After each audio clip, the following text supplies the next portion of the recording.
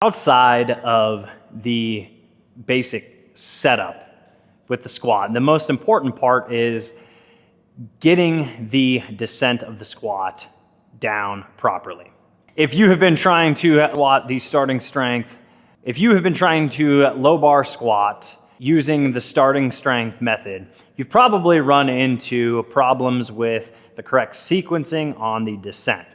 So, in a proper squat, once we get the setup established with the correct stance, the correct balance, and the correct bar position on your back, we need to establish a couple different things. The knee position and the back angle is set within the first half of the descent.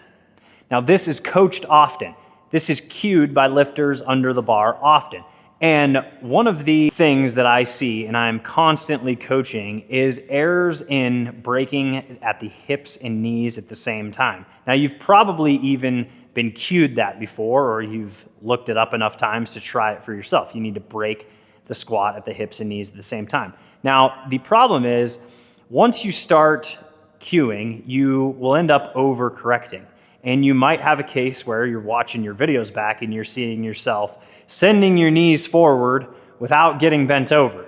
And then in the bottom, since your knees are already forward and you've descended with too vertical of a back angle, you crash forward into the bottom, your hips drive up out of the hole, the bar goes forward, and you wonder why it's so heavy.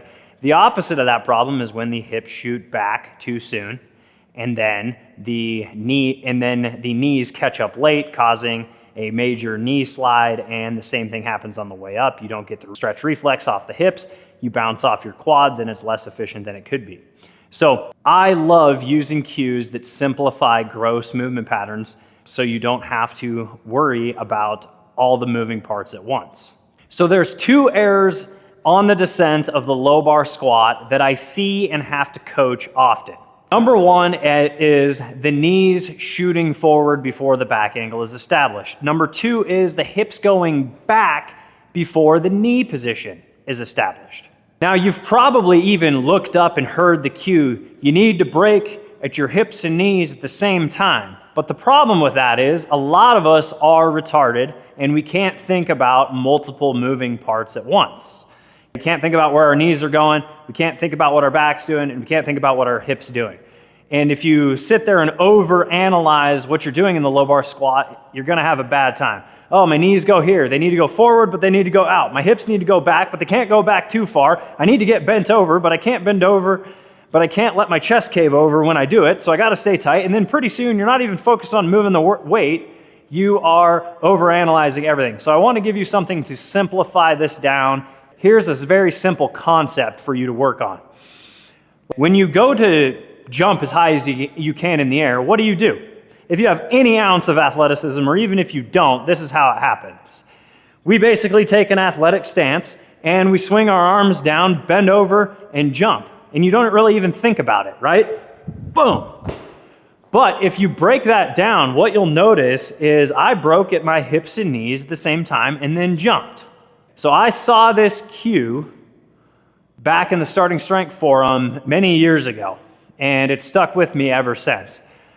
Act like you're doing a vertical jump to break your hips and knees on the descent. So act like you're doing a vertical jump to start the descent of your squat. And that is going to correct a lot of errors. So to talk about the major errors that we see is the lifter that is thinking about their knees too much. I need to get my knees set so I don't have knee slide. What that looks like is lifters will do this, they'll stay too upright, they'll get their knees forward, but then they crash down into the bottom and their hips shoot up, they lose balance, the bar goes forward, it's a bad time.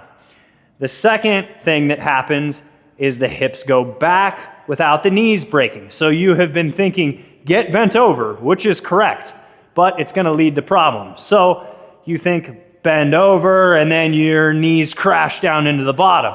And you see your knees are late, so then you start thinking about getting your knees set forward, but then you forget about your hips. So here's what I want you to do.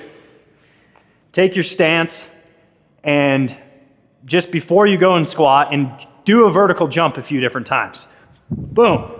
And you'll notice your hips and knees break at the same time while you swing your arms back. Boom. So then when you go to get under the bar, Do the same thing. Think, all right, my stance is good. I get under the bar, take a big breath of air, squeeze tight, and just act like you're descending to do a vertical jump, but keep going.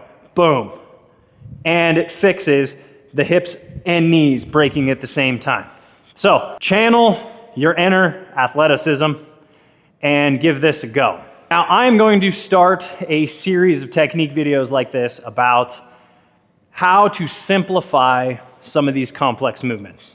Think about things like learning to push the floor in the deadlift. Think about what we just discussed at how to break at the hips and knees at the same time. And I'm going to be doing a series of videos on this. So stay tuned, subscribe to the channel. And if you are wanting to just fast track and get some coaching, I have an application link in my YouTube description. Also via X, you can hop in there, fill that out, and we will jump on a consultation call to find out a game plan for your training. And I will talk with you guys soon.